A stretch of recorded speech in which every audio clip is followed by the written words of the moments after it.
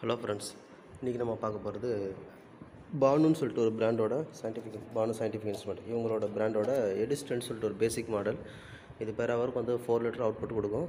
Single டிஸ்லேஷன் தான், metal heating element. So இதில் வந்து இப்போ மெட்டல் ஹீட்டிங் எலிமெண்ட் வந்து டேமேஜ் ஆகிடுச்சு.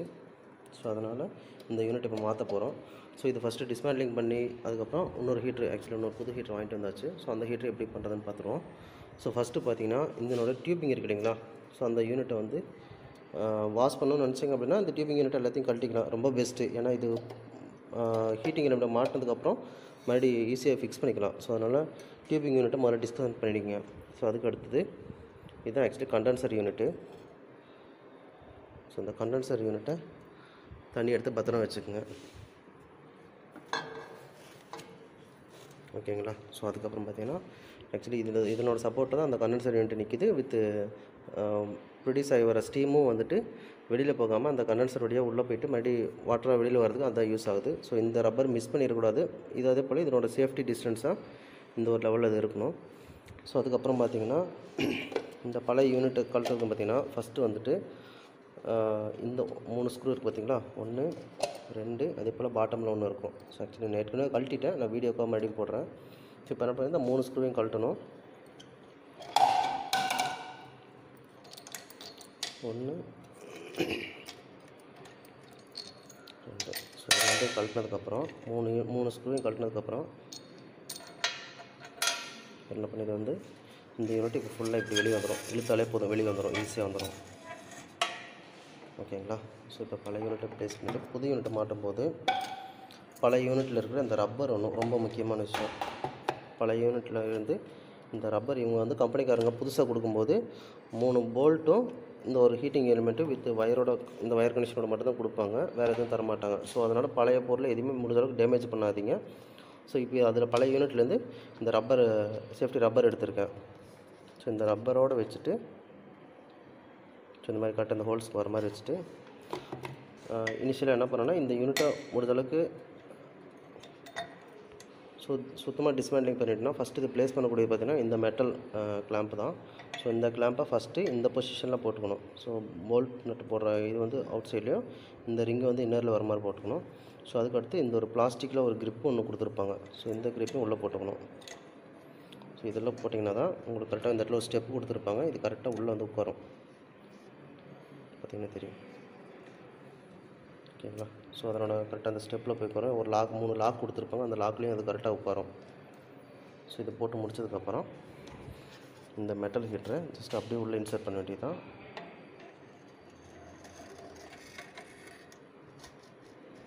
ஓகேங்களா. ஸோ இது மறக்காம கரெக்டாக உள்ளே வச்சுட்டு இந்த ரப்பரோட பொசிஷனை வந்து கரெக்டாக அந்த ஸ்க்ரூ போல்ட்டு போடுற ஹோல்ஸுக்கு நேரம் கரெக்டாக வச்சுக்கிட்டு ஃபஸ்ட்டு ஒவ்வொரு ஸ்க்ரூவாக ஒவ்வொரு போல்ட்டாக போடுங்க. பிகாஸ் என்னென்னா அட் அ டைமில் 3 போல்ட்டையும் போட முடியாது, ஒரு இடத்துல மட்டும் இடிக்கும். ஸோ அதனால் ஃபஸ்ட்டு 3 ஸ்க்ரூவையும் முதல்ல போட்டுக்குங்க, ஓகேங்களா. ஸோ இது போட்டதுக்கப்புறம் அந்தந்த பொசிஷனுக்கு நேராக அந்த ரப்பரை கொஞ்சம் கரெக்டாக சீட்டிங் பண்ணிவிட்டு சும்மா ஒரு 2 த்ரெட்டு கை த்ரெட்டுன்னு சொல்லுவோம் இல்லையா, கை டைட்டு அந்த மாதிரி சும்மா லைட்டாக வச்சுக்கோங்க. அதுக்கப்புறம் ஏன்னா ரப்பரை வந்து கரெக்டாக அட்ஜஸ்ட் பண்ணணும், இல்லை அப்படின்னா வாட்டர் வந்து லீக் ஆகும். ஸோ அதனால் 3 த்ரெட்டும் 3 போல்ட்டையும் வந்து ஓரளவுக்கு டைட் பண்ணதுக்கப்புறம் ஃபைனலாக அட்ஜஸ்ட் பண்ணிக்கோங்க.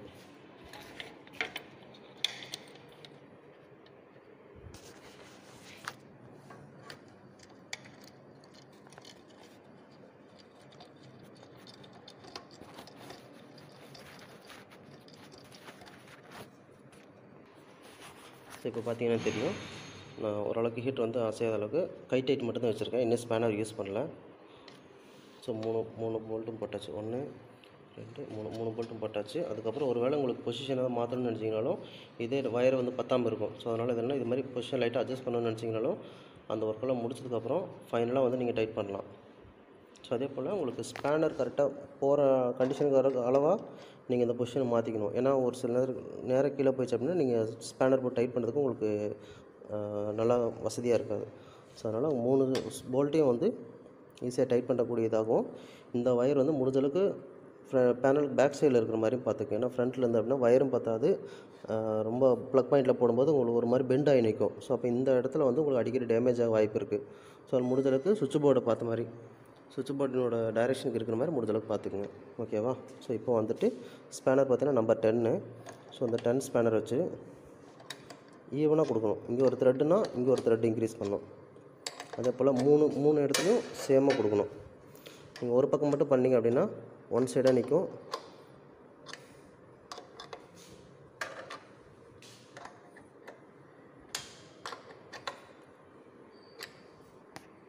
ஸோ அவ்வளோதான். ஆக்சுவலி கை டைட் வச்சதுக்கப்புறம் ஒரு 2லேருந்து 3 த்ரெட்டு டைட் பண்ணாலே போதும், ஓரளவுக்கு grip ஆகிடும். அட் சேம் டைம் உங்களுக்கு பார்த்தீங்கன்னா ரப்பர் கரெக்டாக சீட்டிங் ஆகிடுச்சுன்னு கன்ஃபார்ம் பண்ணிக்கோங்க.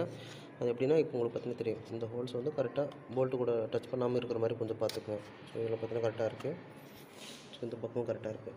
ஓகேங்களா? ஸோ இது மாதிரி இருக்கும்போது உங்களுக்கு வந்து இந்த ரப்பரோட சீட்டிங் வந்து இந்த கிளாஸ்னோட மவுத்தில் வந்து கரெக்டாக சீட்டிங் ஆகிருக்குன்னு அர்த்தம்.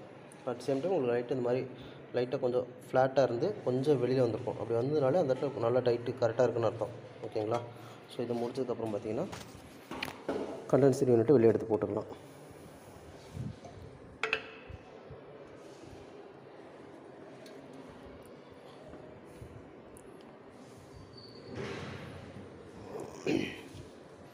ஓகேங்களா? ஸோ அதே போல் கண்டென்சர் யூனிட்டை ப்ளேஸ் பண்ணிவிட்டு பாய்லர் யூனிட்டை பார்க்கும்போது இது வந்து உங்களுக்கு ஃப்ரீ ஃப்ளோவாக தான் உங்களுக்கு வந்து டிஸ்லோட்டர் அவுட்புட்டை கொடுக்கும். ஸோ அப்போ என்ன பண்ணலான்னா இது ஃபுல்லாக நம்பி இந்த இடத்துல ஒரு 10 ml 100 ml 10 ml 20 ml நின்று தான் உங்களுக்கு வந்து ஓவர்ஃப்ளோ ஆகும். ஸோ அதனால் என்ன பண்ணலான்னா இந்த பாய்லர் யூனிட்டே வந்து மொத்தமாக ஜஸ்ட் கொஞ்சம் ஸ்லாட்டாக வைக்கலாம், கொஞ்சம் சாய்ச்சி வைக்கலாம், ரொம்ப ஜாஸ்தியெல்லாம், சும்மா லைட்டாக. ஸோ இப்போ அதனால் என்னென்னா உங்களுக்கு இங்கே கண்டென்சேஷன் ஆன உடனே அப்படியே அவுட்புட் இங்கே வர ஆரம்பிச்சிடும்.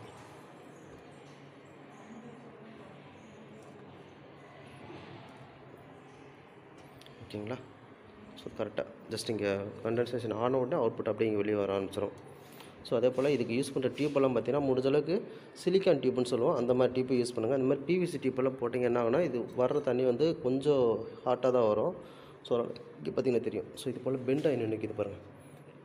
ஸோ இது வந்து பிவிசி டியூப், நார்மல் டியூப் தான் போட்டிருக்காங்க. ஸோ இந்த இடத்துல எல்லாம் பெண்ட் ஆகுது. பட் சிலிக்கான் டியூப் அப்படின்னா அந்த மாதிரி ஆகாது. ஓகேங்களா? ஸோ அதில் பார்த்தீங்கன்னா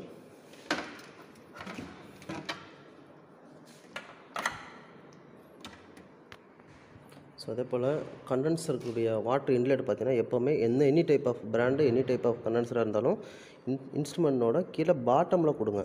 ஓகேங்களா? ஸோ இதுதான் பாட்டம். இது பார்த்தீங்கன்னா மேலே ஒரு வால்வு இருக்கும், கீழே ஒரு கனெக்ஷன் இருக்கும். ஸோ கீழே கனெக்ஷனில் எப்போவுமே இன்லெட் வாட்டர் கொடுங்க. அப்போ தான் என்ன ஆகுனா கீழேருந்து இந்த ரிங் வழியாக மேலே போயிட்டு இது வழியாக அவுட் போகிறதுக்கு வந்து பார்த்திங்கன்னா டைம் ஜாஸ்தியாக எடுக்கும். ஸோ அப்போ அது கண்டென்சேஷன் வந்து கரெக்டாக நடக்கும். பட் ஒரு சில பேர் என்ன பண்ணுவாங்கன்னா கனெக்ஷன் இங்கே மாற்றாமல் இந்த வழியாக இன்புட் கொடுத்துருவாங்க. அப்போ என்னென்னா போகிற தண்ணி அப்படியே எவ்வளோ ஃபாஸ்ட்டாக சீக்கிரமாக கீழே இருக்குமோ அவ்வளோ ஃபாஸ்ட்டாக இறங்கிடும். அப்போ இந்த இடத்துல வந்து கூலிங்கே நடக்காது, அந்த கண்டென்சேஷன் ப்ராசஸே அவ்வளோக்கா எஃபிஷியண்ட்டாக இருக்காது. ஸோ எப்போவுமே கண்டென்சர் வாட்டர் வந்து இன்லெட் வந்து கீழே பாட்டமில் கொடுக்கணும், அவுட்லெட்டை வந்து இங்கே எடுக்கணும் மேலே டாப்பில். ஸோ பார்த்தீங்கன்னா இது வந்து இன்லெட்டு, இது வந்து அவுட்லெட்டு. நான் சொன்னீங்க இல்லைங்களா பிவிசி டியூப்புக்கு அதெல்லாம் சிலிக்கான் டியூப்புக்கு அதெல்லாம் இவங்க பிவிசி போட்டதெல்லாம் இங்கே பாருங்கள் இந்த இடத்துல பெண்ட் ஆகி நிற்கிது. ஸோ இந்தளவுக்கு உங்களுக்கு வந்து தண்ணி அவுட்புட் பிளாக் ஆச்சுனாலும் உங்களுக்கு இந்த இடத்துல ப்ராசஸ் நடக்கும். ஏன்னா ஹீட்டாக இருக்கிற வேப்பர்ஸ் வந்து கூலிங் வாட்டர் இன்லெட் ஆகிட்ட உடனே தான் அது மறுபடியும் அவுட்புட்டாக வரும்போது ஹீட்டாக வரும். ஸோ அப்போ என்னென்னா உங்களுக்கு இந்த இடத்துல ப்ராசஸ் நடந்து அவுட்புட் வந்து ஃப்ரீயாக போகணும். ஓகேங்களா? ஸோ இதை ஆல்ரெடி போட்டிருக்குறாங்க, பட் இது எதுவுமே சொல்லலை, அதனால் நான் இதை மாற்றலை.